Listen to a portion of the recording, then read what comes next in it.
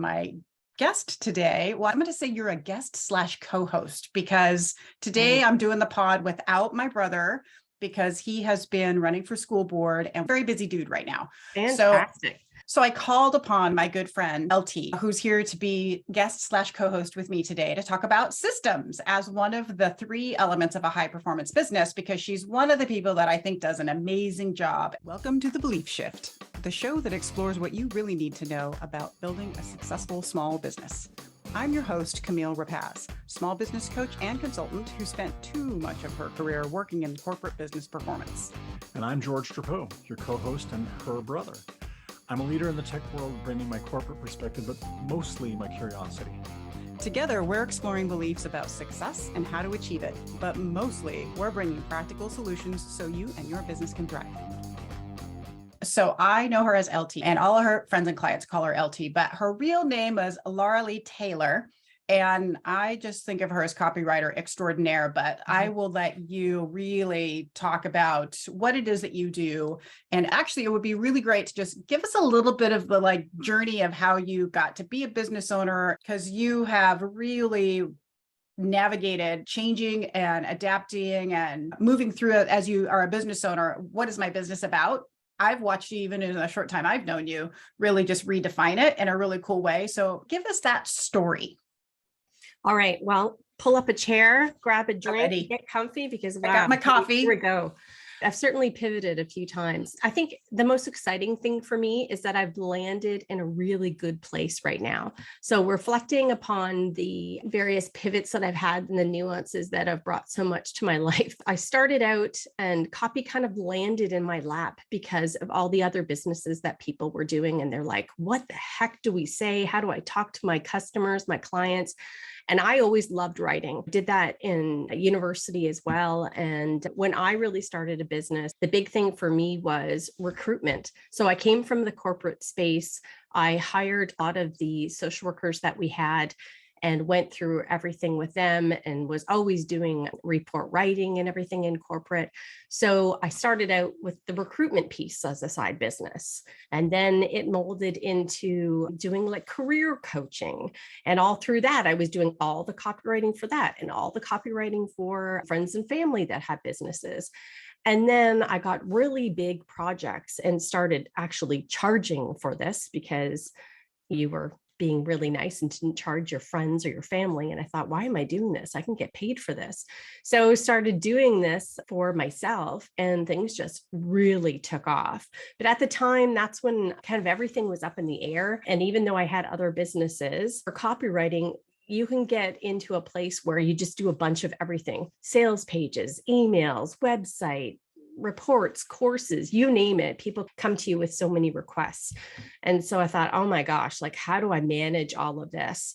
That's when I really reflected on what worked well, what didn't work well in my previous businesses and corporately speaking, because I was always very, very organized, really loved engaging with clients and drawing out the juicy bits, like who are they really, the really deeply rooted piece of who they are. And that's how I've brought it into my business today. But as you know, Camille, the systems for me and being organized 100% have brought me to where I am today. That has been a godsend. It just saved me, especially throughout this past year. Yeah. Yes. That's really why I picked you, is I was like, man, if anybody has really leveraged systems recently, it has been you. You have a great story about that. Since I have known you, your key focus on exactly what you want your copywriting to be about, it's made some shifts and changes. How did that manifest? How did you make these choices of like, oh, I need to pivot over here and I need to do that? How much of it was driven by what your business needed versus what you actually wanted? Talk about it from those two perspectives. I think a lot of it too, though, it has been soul searching. So much of it for me was that I always say, which I'm kind of sassy. So for people that are listening today, prepare yourself. But I can be a little sassy here and there. This is the sassy episode of the podcast. Right. I always say that I never want to go back to a traditional 9 to 5. And if for some reason I had to do that, I think I'd rather sell cute little pictures of my nice little painted toes to someone online, wink, wink, then go back to the traditional 9 to 5. The big thing for me is that I've just had to dig really deep and find out, what do I really love to do? What works for me?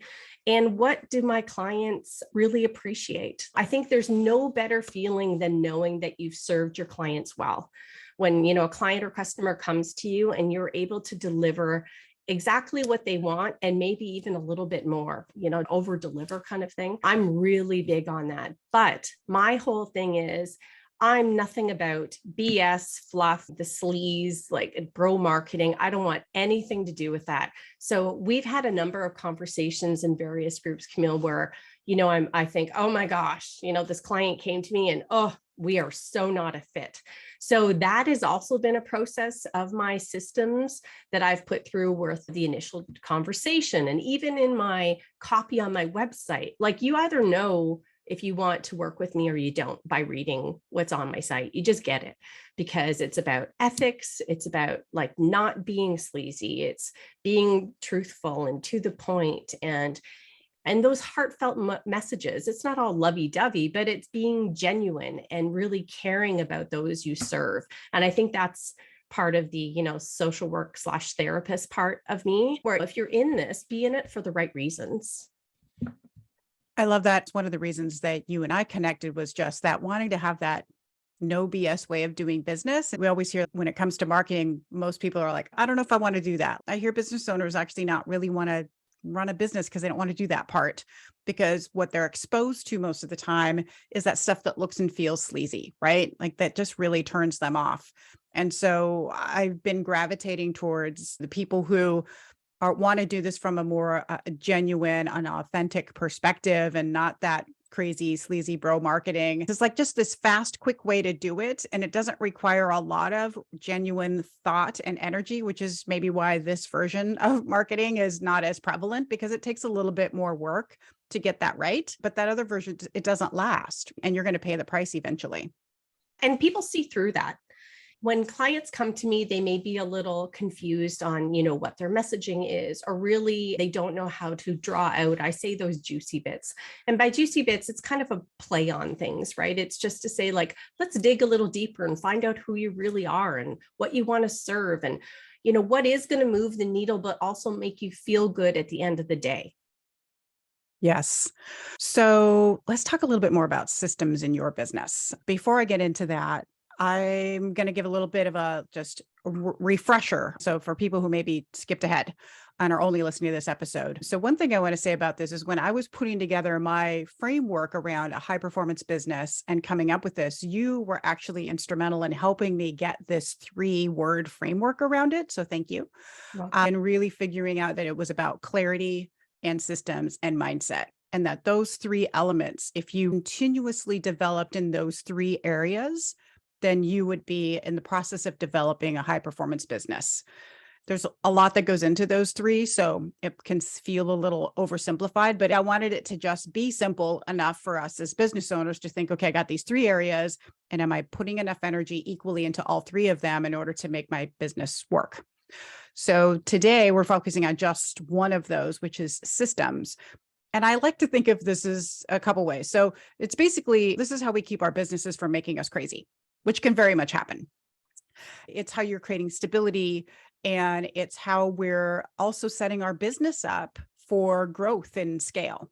Without having good systems, it's really hard to grow or scale, because you are just barely getting by every day when you don't have good systems. You're just scrambling to keep that next client coming in and that next dollar in your bank account, because you don't have good systems that are freeing you up to then work at the next level of your business, or even to work on your business. So that's why it is so important to think about systems, and it includes a whole bunch of stuff. It can include planning is a system. You have a system for planning. It's how you would implement change or implement anything new in your business, say like, launching a podcast. It's all your business processes. So accounting processes, onboarding, hiring, customer service, marketing. There's all these processes that are running your business. So it's about getting those to run well and effectively and efficiently. There's a daily management. How am I managing my day? Then technology is involved. How am I using technology to improve how I run my business? And you can also have systems for accountability, systems for reflection, systems for doing the things in your business that you need help doing. So systems can help enable those things that maybe don't just come naturally to you. Like I don't do a good job of holding myself accountable unless I have a good system of accountability for myself. So it kind of encompasses all these different things when we talk about systems. So as we're thinking about that, I want to hear your story, LT, of how this year you really had to lean on your systems. Talk about what even had you create those businesses in the first place. Whatever happened in the past that made you go, ooh, processes are important and systems are important. What were they? And so maybe explain the exact systems that you had to rely on and how that all played out for you this year in your business. Oh my goodness. Okay. I think the biggest thing for me was really reflecting on what has worked and what hasn't in the past. And that is just so huge. And even looking at some of the data that I had collected over the last few years of, what I had done and how, like what the return on investment was for my clients. So was I really zeroing in what matters most, or say what made the most money for them, money for me, the time spent. So I broke it all down. And even working with you, Camille, in the group that you had, focusing on building those systems. So taking a step back, when I looked at us doing all of the things, I thought, okay, this is just too way up in the clouds. We need to really break this down, have a manageable step-by-step actionable system that if I need to ever step out of, things are going to run really smoothly without me. It's like what we said before. You always think that it's never going to happen to you. Everything's going to be great. I'm always going to be healthy and everyone around me is going to be fine. I'm going to be always in my business. Well, that's just not the case. And certainly for me this past year, I did need to step away. So in reflecting on what needed to happen, I knew that I needed a piece right from the get-go. So that being the first contact with any client or customer, I need to know that they were right for me and I was the person for them. So essentially, I broke it down with my assistant. We went through it and we jotted down all the values that I would really love to see in a client. I highlighted all the things that I would be able to deliver for them, what we really enjoyed doing and what we wanted to spend our time doing, because I never wanted to have this business and not want to love what I do. Of course, there's going to be things like tech issues or taxes and all that stuff that no one loves to do. Well, perhaps some do, but not everyone. But there's things that you just need to get done. So you need to have a process for that. So I went through all of that. So it was that piece of, are they a fit for me? And then when, they're a fit, then it's a really detailed onboarding system. And for that, I use HoneyBook. HoneyBook has been like a lifesaver with me. I know, Camille, that you're familiar with that too. It's wonderful in terms of it holds all the contracts that we have. So I have very detailed contracts. All the emails go through there and all the invoicing, billing, reminders, the calendar, you name it, everything is in there. It's so wonderful. That has saved me. And you can also have admin people popping in and out of that. So that is wonderful. But then I've also broken it down in terms of projects. I'll speak to what I have now in terms of, if you're doing emails or website copy, we have a thing where, okay, so who are the clients that they're serving? So we speak to that. We like, what are your goals? And how deeply do you want your stories to go? So much detail of that. And then if it's a website refresh, it's like, okay, so these are the budgets. What kind of story do you want to tell? What do you want people to walk away from? So it's a very detailed questionnaire and information gathering session that is so essential that if I'm not here, my assistants are able to step in for me. So when you were building that system and that questionnaire out, if you had to guess, how many iterations of that did you go through? And are you still iterating? I'm always iterating. I think everything is always evolving. I actually encourage that because when I'm working with people, I always ask them, what worked well for you? And please let me know what didn't. What could I tweak that next time we work together, it will be so much better? Because you always want to deliver the very best that you can. So please let me know, how I can do that. But also for those people that I work with, even if it's another colleague or someone that you're just brainstorming with, those kind of things, you need to really take note of that and implement. I think that was the key for me. So I did all this work. And when I look back on my other businesses, I did the work before and it sat. This time I did all the work and implemented it.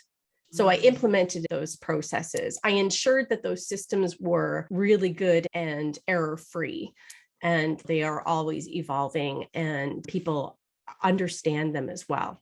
You just said something so important. I do not want to gloss over it. When you said the first you did it and it sat versus you did it and then implemented it, what caused you to implement the second time around where before that wasn't happening? Well, remember before when I said going back to that 9 to 5, I'd rather post a picture of my pretty little painting. Yes. I think it's that in the back of my mind. I've got something really good going here. This business can be really big. In order to get there, I need to make that happen. So before it was a good little side gig. Yeah, okay, you made a couple thousand here and there. You did well, like, oh, you'd hit X number throughout the year. Awesome. That's over and above. Now it's like, okay, next level. So when I plan, I'm always like, okay, so you've hit level 1, Lara, now not level 2, 3, 4. Okay, by Q4, you want to hit level 6. So I make all of those next steps and I know step by step what I need to hit. So I have targets that I work through every quarter. Oh, this is so good because sometimes we think, oh, we're growing our business. It's because we're out there hustling and marketing and selling, and that's the focus. But all the marketing and selling in the world isn't going to grow your business if you don't have those systems underneath that you're talking about that support. This is back to supporting growth and scale. It's so true because, you look at social media and you see people that have like 100,000 followers or 200,000 followers, whatever. I hardly have any followers. I know that's an area which is on my list to get better at, but I have a really good referral rate. I hear from people like, oh, hey, we worked with Lara Lee, try her out. This is what we've done. This is the return on investment that we've received. So that has really carried my business through. And then networking and being in some really wonderful groups, that has paid off tremendously. The work that you put in pays off 100%. Yes. And this is just a note to everybody that just because people don't have big followings on social media doesn't mean they don't have super awesome kick-ass businesses and are really successful. Right. It's similar for me in my business to what you just described, which is I don't have a big social following and I'm working on growing it, but my stuff is pretty much referral, which to me is like the best clients. That's almost like level 1 weeding out for our type of business and how we want to do it. There are other types of businesses that really do have to rely on that social media because they're selling different things. Ours is very relationship based. You're building trust. You really have to have the right kinds of clients. And so the referrals, it's a much more valuable way, I think, for us to get clients in this. Yeah, it is. And one thing I want to really touch on is building trust and being very genuine, because there are so many copywriters, there are so many coaches that are out there online, whether they're fly by night or they've been around for quite a while. People can call themselves pretty much anything these days. But I think the big thing for me is that when I connect with someone, I want them to know that, hey, I'm here for you. I'm really interested in your business. And I have your interest at heart, but also the clients that you serve. So that's why we're going to do really great things together, because I genuinely care that we give 110%. So we're not going to walk away and leave you hanging. We do that deeply rooted session, like I call it the DR3. We really focus on our framework when we work with you to ensure that what you need is what you get, and then some. So now we're getting to another level of system, which is the system you have for how you actually take care of your clients.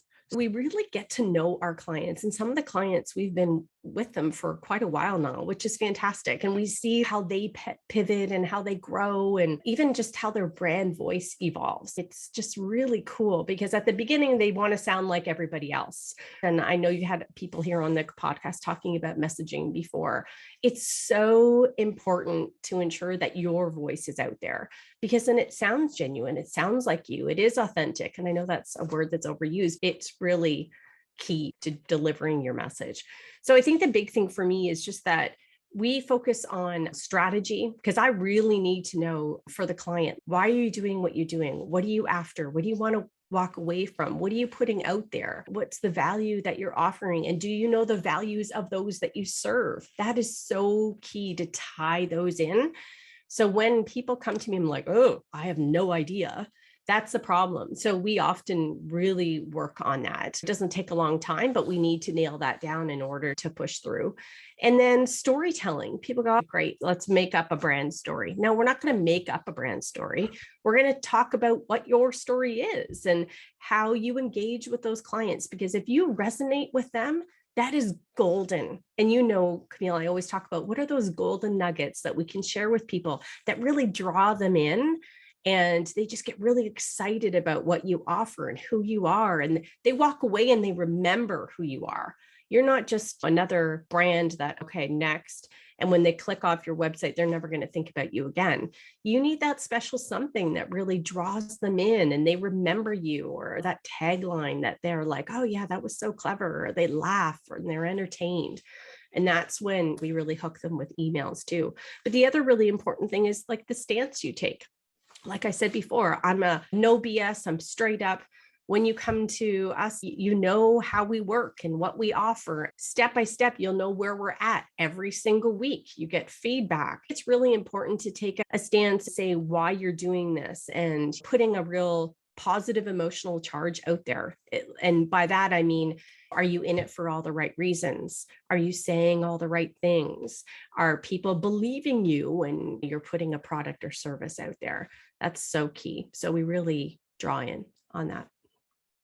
This also reminds me of how there's so often this misunderstanding about what you actually do as you're writing copy, which is you're not there to make up a story. You don't just invent something out of thin air, because that's how it becomes bro marketing, right? That's I'm going to rent a Porsche and take a picture in front of it so it looks like I'm super successful, or I'm just going to find one parked in a parking lot. Even worse, right? So whatever you're doing, that's not genuine. That's putting up a facade. And that's not what good copywriting actually does. Sometimes people get into it and aren't really clear what's going to happen in that process. And I know for me, when I first did that with you, it was a very enlightening experience of like, oh, I have to have all these answers. It's great because it really forces you to think through, what do I want to stand for? And how do I want this to come through for people and all of those things. So if anybody out there is thinking about this and you're trying to figure this out, it's a worthwhile endeavor, because it might feel like just something on the surface. If I need to update my website for me, but if somebody's doing it well, the way LT does it, they're going to take you deeper into your business, into actually one of the other of the three that we're not focused on today, but is related, which is one of the three elements in a high performance business, which is clarity. And that's really what you end up speaking to when you talk about copywriting. Is now we have to get clarity around that actual message you want to send, that authenticity, that genuineness, but also that little bit of flair that you want to put into it. It has to be flair that's of your own. It can't just be any old random thing you think is going to grab attention. What are those things called at the car sales lots or whatever, those big, tall, like wavy dudes that are like, they're just floating around in the air, right? That's Those right. big, tall, skinny like things. There's air blowing up in them and they're flopping around. I always think like there's like that kind of marketing just to get attention. It has nothing to do with anything that they sell. Or there's the genuine version. That part of it is really important too. What's interesting here is what you were just describing is you have a system for helping people to develop that clarity in order to get their message out.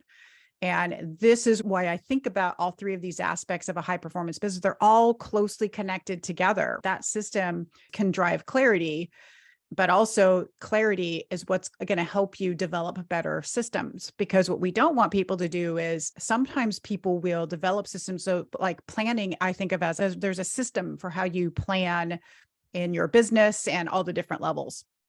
And there is such a thing as doing too much. There is such a thing as over processing something. So it's also this tricky little balance between all of them and how you figure that out. I'm curious about since I just talked about planning and I know you're like to be a planner like I do. What do you do? What works really well for you in planning for your business? Well, I think planning how things are going to move forward throughout the year.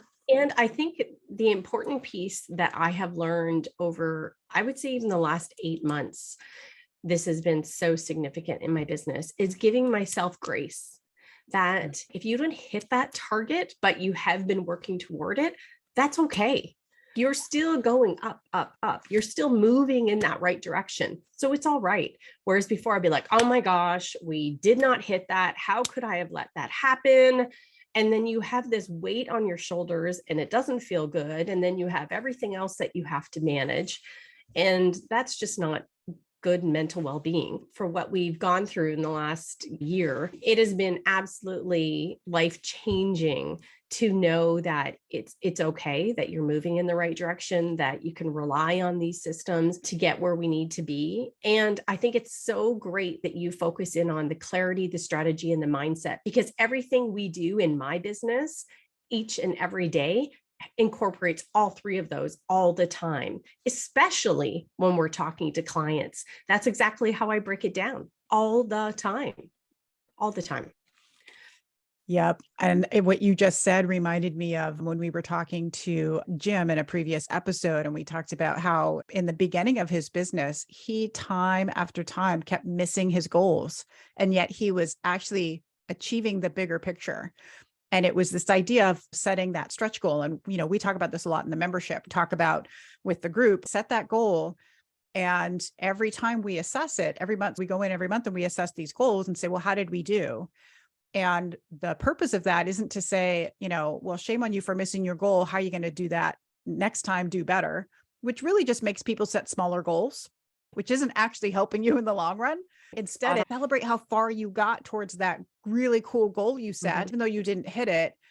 Tons of progress happened. You don't have to have made a goal in the time frame you defined in order to make really good progress. And I think changing our mindset, you're saying the perfect story of how giving yourself that grace, how much of an impact does it have on your mental health, just as a business owner, to just free yourself up from, I have to make these quarterly goals or else I'm a failure.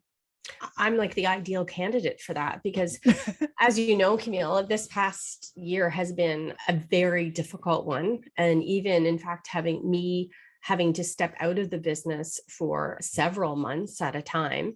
And knowing that I was able to do that and everything ran smoothly. And in fact, the emails that we got from clients to say, wow, Lara, I know that you had to step out, but your team was just so spot on. And in fact, they did everything that you do. And as a leader, you have to be okay with that, thinking oh, okay, well, I wasn't in there, but whatever, I guess it was good. No, I was totally fine with that because I think that compliment in itself is wow, all this planning, all these systems that we now have in place that took so long to hold together, but were well worth doing, have now paid off.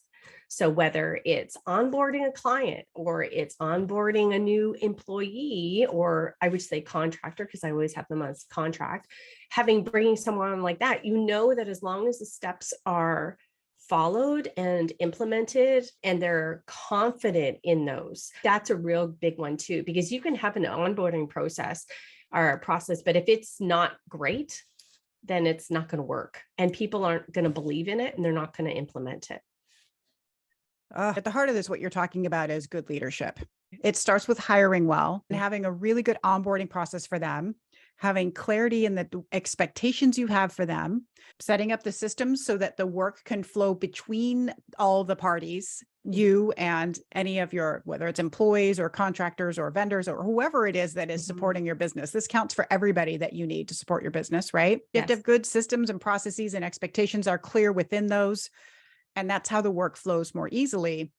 And I think this is a struggle. You talked about all the work that went into doing it.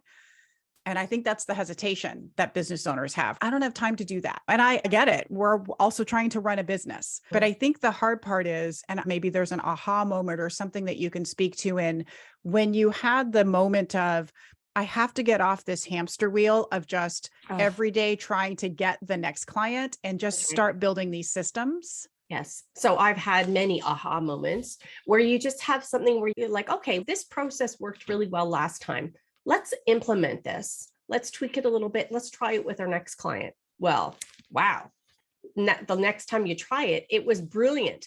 The client was like, wow, I've never had anyone go through this process so easily. The feedback you get is life-changing because it makes your day-to-day so much easier. And yes, I could say all of the work that it took to get here, but it wasn't like I spent 3 months just doing that every day. It was like piece by piece and adding and tweaking. And I wanted to bring up one other thing too, is that it wasn't only me as a leader. As a leader, I bring people on that may not have the most experience at times, but they have a wonderful attitude and their personality is just so amazing. I think, okay, you're going to be able to really work with anyone and serve anyone. That's what I want. I don't want someone with an attitude. I don't want someone that's not going to show up. I want someone that is invested in my business almost as much as me. Of course, they're not going to be because it's mine, but they're going to give me 100%. And that's all I can ask for. But when they come to me and say, hey, Lara, like, would you mind if I tweaked this a little bit, or we could say it this way, or perhaps we could add that on? I go, oh, what a fabulous idea. How come I didn't think of that? And we've added it in.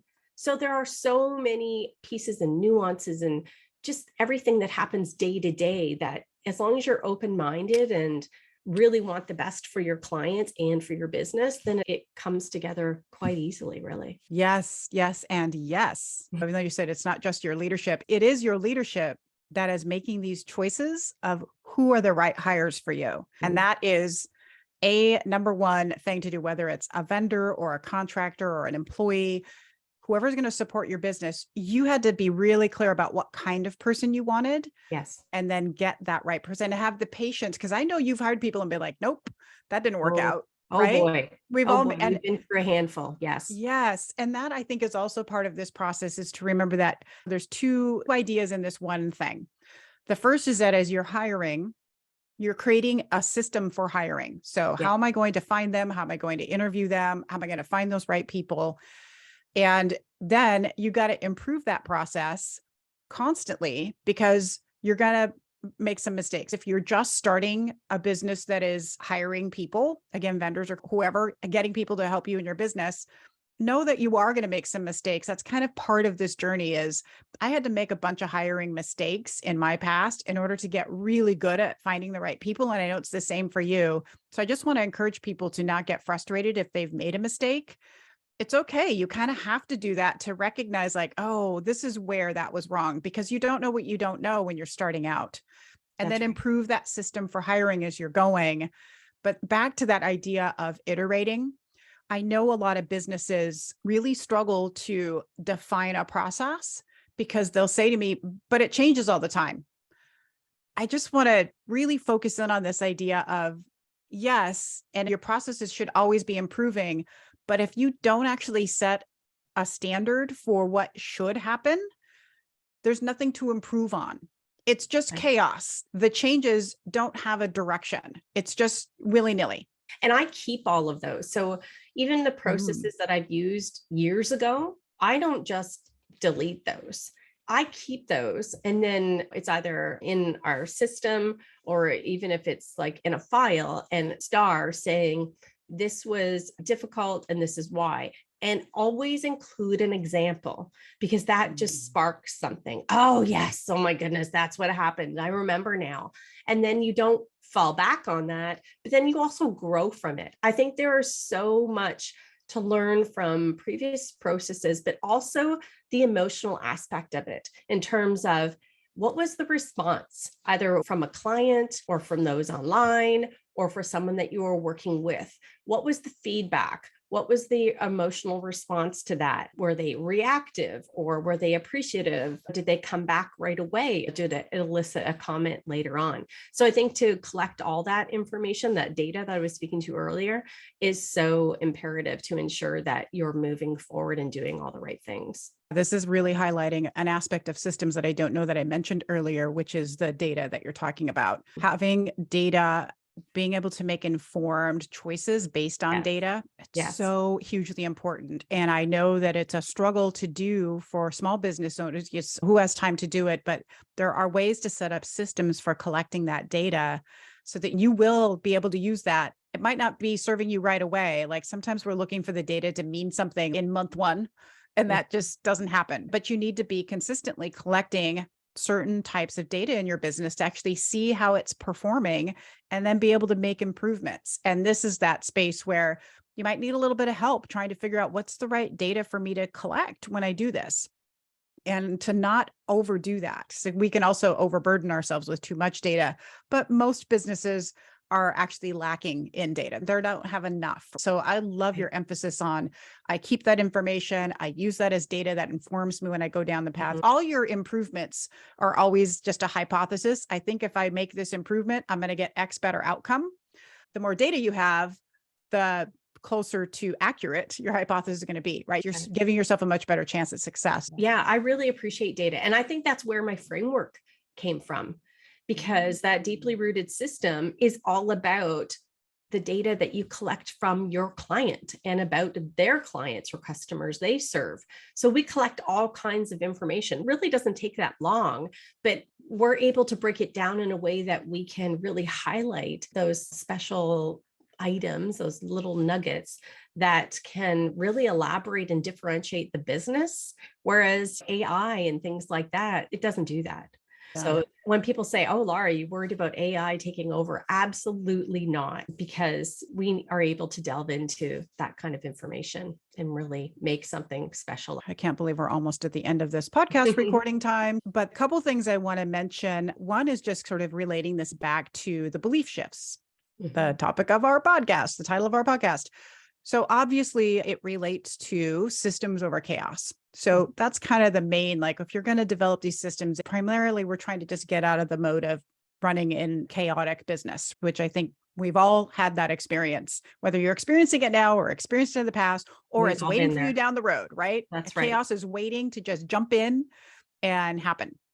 But it's also planning it over winging it. So planning it is about really having a system for how you're going to make that plan. Obviously, also the system for how you will adjust that plan, because we believe in iterative improvement, and process over outcomes. Like focus on developing the processes that you need and not just on that outcome, because the process is what will sustain you as a business. The process is what creates the stability. It makes it possible for you to grow and scale. If all you do is focus on, I need more clients, you're going to hit a wall where you just can't do that anymore. As you've described, you just get to a point where I got to do something different. I just can't keep doing this in the same way. If I was to grab on to like the three main belief shifts, I think those are the ones that I would highlight in here. Do you have any words of wisdom, pieces of advice, anything that you would offer to other small business owners around systems in their businesses? I would say one is don't be scared to implement a system. I think that's the thing, is just start creating what you do day to day. I think that's the easiest thing, is look at what needs to be done or what you're comfortable doing. Can you draw someone else in to help you a little bit, or reach out to a coach to really make that happen? And then the follow through. It's okay if it doesn't work. Try it from a different angle, but always keep it ever evolving. We all need to have systems in place. And so each and every day I arrive at my office and I know what I'm going to do from like morning to end of day, because I have a system in play. So no matter what comes to me, whether it's, fun or challenging or what have you, maybe even the thing that I think, oh Lord, here we go, I have to do this again. But I know the steps that need to be tackled in order to get it done. And it just makes life so much easier. I can think back on times when, even in other businesses where working day to day, I had chest pain. Like I did not feel well. I had migraines. I just thought, oh my gosh, there's no way that I'm going to leave a 9 to 5 to do this all the time and feel this way.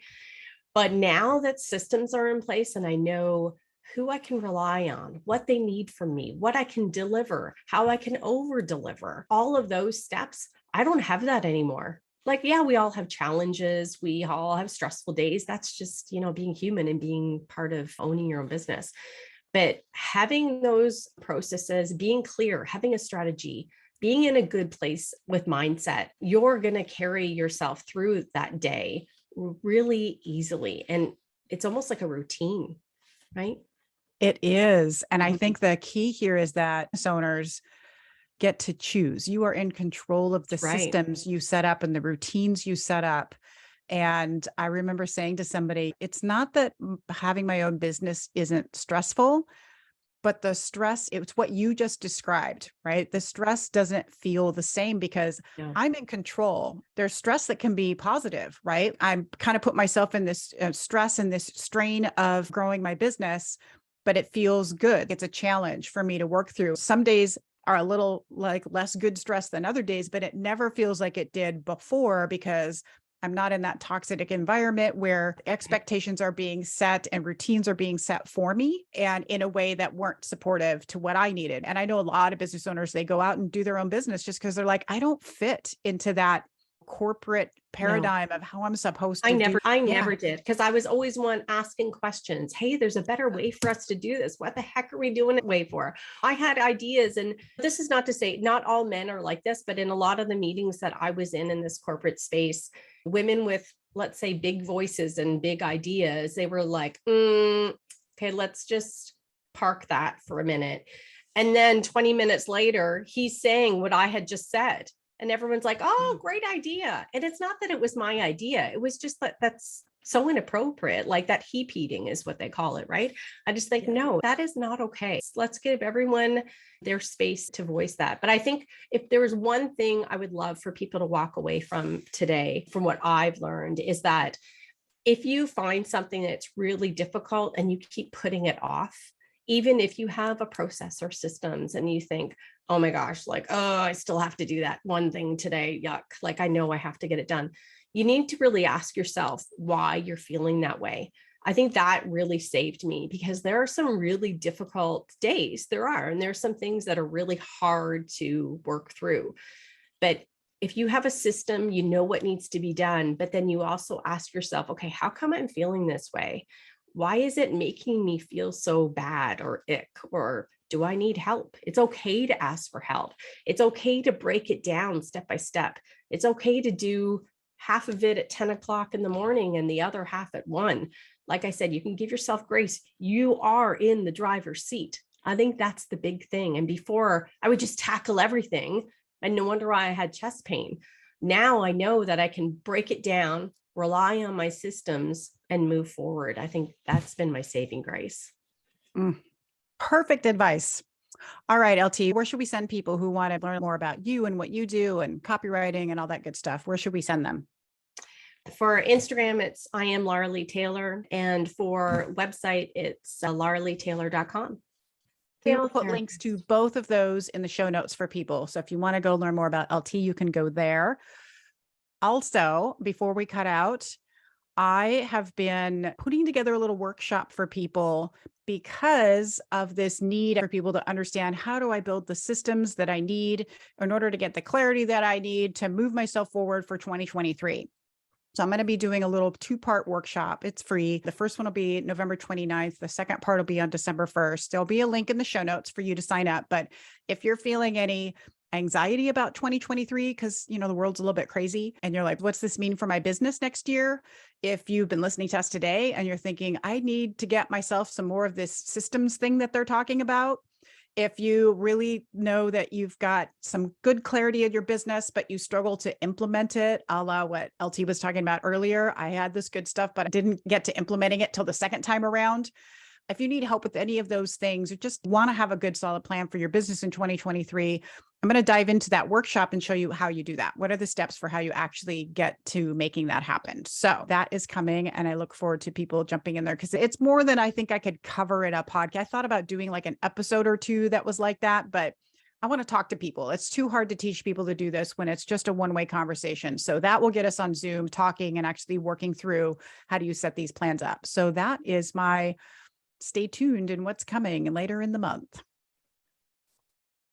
Fantastic. And I'll probably jump into that just because you think you've got everything play and everything's great. I think it's always great to revisit and pivot. That's such a good point, LT. Thank you. Even if you do have a process for this that you can rely on, there's always something, a new perspective. I'm not saying I have a better way or a smarter way, right, but just a different perspective can help you find ways to improve on your own process. So definitely join in, even if you're like, I'm not sure if I need this. You never know. That's kind of part of the challenge we have as business owners is we don't know what we don't know. So we kind of have to get out there and explore some different things just to find out. All right. Well, thank you so much, LT. You Thank just could have you. kept going on. At the end there, I was like, oh, we probably need to do a whole podcast that's just on women in business and those Yes. challenges. Oh, I would love That's that. Let's do that would that. be a whole topic. We have to do that one with George, though, because he asked a really good question in a previous pod related to this. So that could be a whole other one. Maybe we'll do that next year. That would be super fun because there's a Okay. lot to dig into with that. And I think just because you run your own business doesn't mean that that stuff has gone away, right? Oh, goodness. No. I know some of us started our own businesses to escape that, but Yes. there's more to be discussed. So we'll do that in the future. So thank you. Thank you. Thank you. You are the best. And hey, have a great week, everybody. And I will be back in your ears with George next week. So we'll talk to you then. Bye, LT. Bye.